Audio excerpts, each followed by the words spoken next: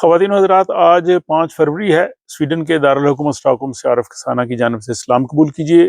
Sweden کے migration کے وزیر نے سویڈن کی نیشنلٹی کے حوالے سے بہت ہی اہم بیان دیا ہے، جس سے کئی لوگوں کو تشویش بھی ہو سکتی ہے۔ اس کی تفصیل آج کے اس ولاگ میں شامل ہے، لیکن اس سے پہلے ہم یہ بات کریں گے کہ کل 4 فروری کو سویڈن کے شہر اوریبرو میں تعلیم بالغاں کے ایک مرکز میں ہونے والے حملے سے ایک اور زخمی جو ہے وہ بھی ہلاک ہو گیا، اور اس طرح کل ہلاک ہونے والے لوگوں کی تعداد اب 11 ہو گئی ہے۔ اور آج ملک بھر میں سویڈن کا پرچم جو ہے وہ سرنگوں رہا، اور آج بھی میڈیا میں اس حوالے سے مزید بات ہوتی رہی ہے، لیکن ابھی تک قاتل کے بارے میں مزید تفصیلات جو ہیں وہ ابھی میڈیا میں نہیں آئیں، اور پولیس نے ابھی وہ تمام تر تفصیلات شیئر نہیں کی۔ تو جب پولیس کی جانب سے، حکومت کی جانب سے اس حوالے سے تفصیلات آئیں گی تو وہ یقیناً میں آپ لوگوں تک پیش کروں گا۔ اس حوالے سے یہی کہا جا رہا ہے کہ اس شخص کی عمر جو ہے وہ 35 سال ہے، اور وہ خود بھی اس حملے میں جو ہے وہ مارا گیا۔ تو یہ کل کے واقعے کے حوالے سے بات تھی۔ دوسری، گزشتہ ہفتے آپ نے ایک ولاگ سنا کہ جس میں اسٹاک ہوم کے علاقے ییرفیلا میں نورڈن ممالک میں سب سے بڑا جو اہل تشیع کا مرکز ہے اور مسجد علی ہے، وہاں کے جو امام تھے جن کا تعلق ایران کے سے تھا اور جن کے پاس یہاں کا سویڈن کا مستقل ویزا تھا، حکومت نے ان کا مستقل ویزا کینسل کیا، محسن حکیم الہی، اور جنہیں اب سویڈن سے واپس ایران بھیجا جا رہا ہے۔ اس مسجد کے حوالے سے جو ہے وہ سویڈن کی جو خفیہ ایجنسی ہے سیپو، اس نے یہ رپورٹ دی ہے کہ یہ مسجد جو ہے سویڈن کی سلامتی کے خلاف خطرہ بننے والی سرگرمیوں کے لیے استعمال ہو رہی ہے۔ تو یہ ایک بہت ہی الارمنگ قسم کی جو ہے وہ رپورٹ آئی ہے، اور اس کے بعد اس مسجد کو سرکاری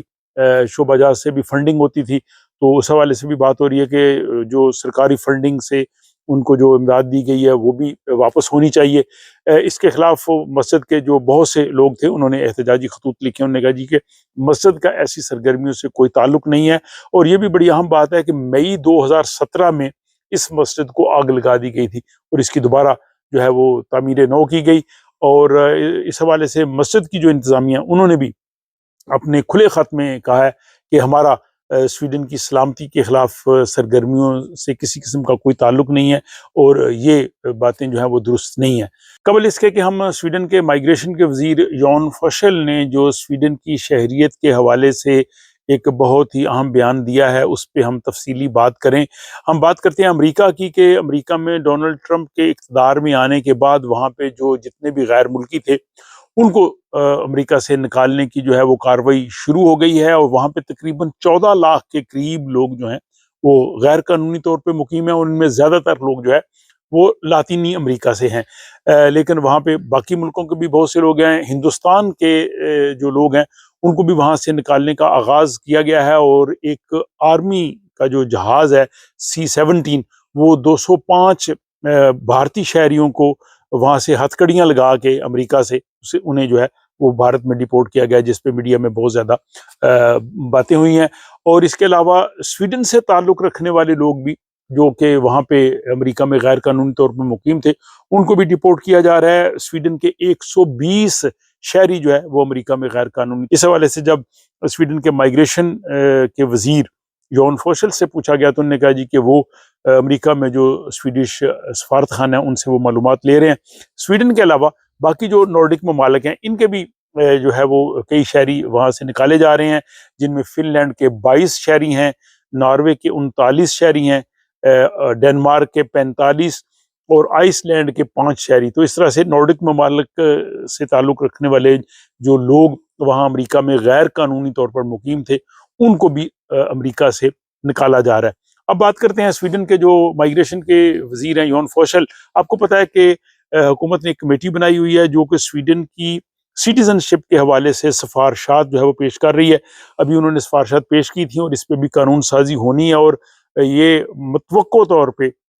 اگلے سال 1 جون 2026 سے اس قانون کا نفاذ ہونا ہے۔ لیکن جو وزیر ہے مائیگریشن کے وہ چاہتے ہیں جی کہ اس قانون کو ہم جلدی نافذ کریں، اور دوسری جو انہوں نے بڑی الارمنگ بات کی ہے کہ اگر یہ قانون بنتا ہے تو اس کے بعد جن لوگوں نے پہلے سے درخواستیں دی ہوں گی اس قانون بننے سے پہلے ان پہ بھی وہ قانون جو ہے وہ نافذ العمل ہوگا۔ تو یہ ایک ان لوگوں کے لیے جو ہے وہ تشویش کی لہر ظاہر ان میں دوڑ جائے گی جن کی اپلیکیشن ابھی وہاں پہ پروسیس میں ہیں، کیونکہ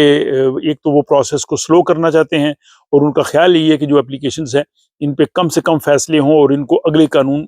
کے تحت لے لیا جائے، اور تقریباً 88,000 درخواستیں وہاں پہ جو ہے ویسے پڑی ہوئی ہیں۔ لیکن وزیر جو ہیں ان کا یہ کہنا یہ ہے کہ پچھلے سال تقریباً 600 کے قریب ایسی درخواستیں